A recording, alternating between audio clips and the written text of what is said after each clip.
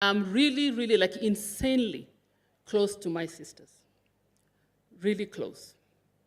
So earlier on in the younger years, my sister, Pastor Cathy, used to work in an international company on Kenyatta Avenue. So I was a stay-at-home mom at the time. So every lunchtime, I would be in CBD, City Center. She used to do praise and worship at City Hall and Charter Hall.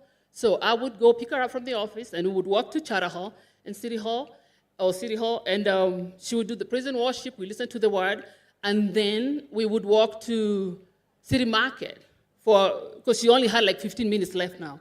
So we'd walk to City Market for some fruit salad. As you can see, I dropped the fruit, but anyway, that's a story for another day.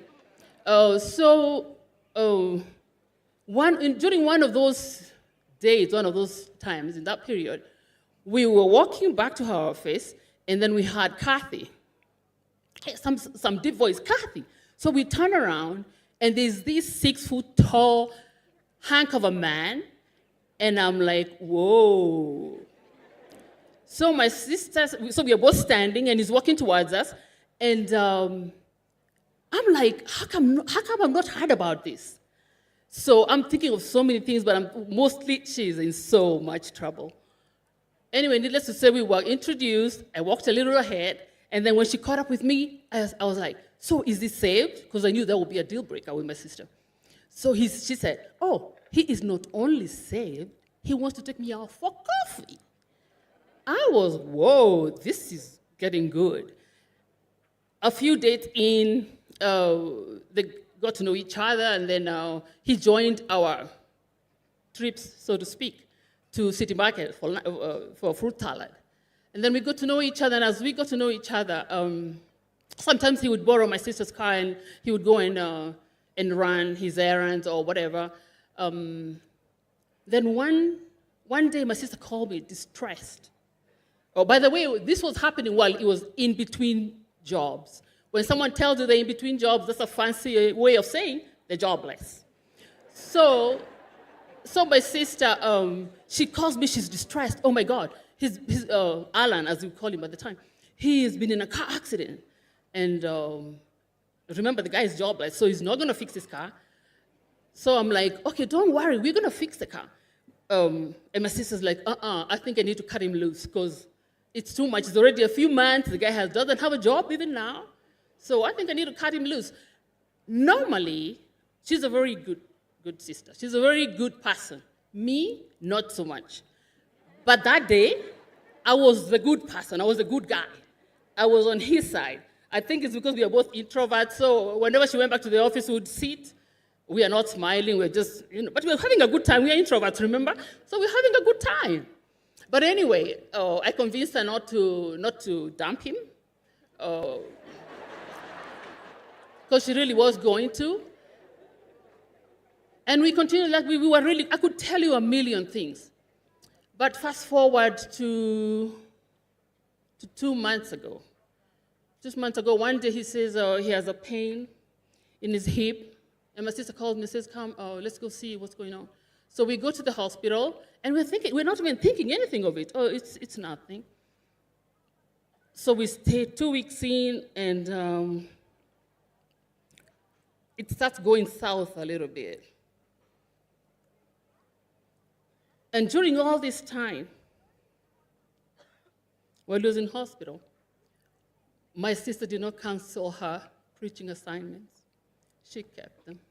So one day, she was out on such an assignment, and he told me, I just want to go home and be with my wife and kids. I was like, oh, okay, we'll see what to do. And I tried to console him, but the following morning, he was adamant. He was like, he had it. He wanted to go home. So my sister did not want him to go home at that point, because she was like, no, he needs more care. Let's wait a little bit. So he calls me, says, sis, do you love me? He asked me. I'm like, yeah, I do. Then make sure I get out of here. I want to go home. So I told him, Brobish, I'll make sure we do that. We go home. So I turned to my sister. Now that's one battle. I have to turn to my sister because, oh my gosh, she wants him to stay. He doesn't want to stay. So I convinced her, I said, listen, it's good for his mental. Let's go home, and tomorrow, if we need to come back, we come back. But let's go home. He'll be so happy. And let me tell you, it was not easy. It was very challenging, but we did go home. And when you go to the house, oh my God, when you go to the house, he was crying. He was wailing. He was saying, thank you for bringing me back home.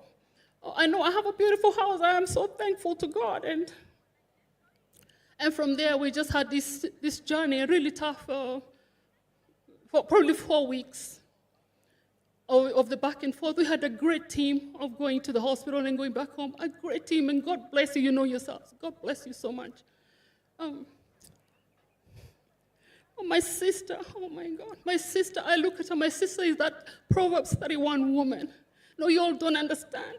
I watched her with her husband. When her husband checked out, she was willing him to leave. She was saying, no, baby, don't go. We got a lot to do, don't go. We got so much work. Please hang around, please. We would try and encourage him to eat. He wouldn't eat for us. But when she came, oh baby, please eat, and she would be so happy. She was so just loving and caring. And mom, senior mom, thank you so much for even picking my sister and not throwing her away like the other girl, like you did the other girls. Thank you for acknowledging her. But my sister,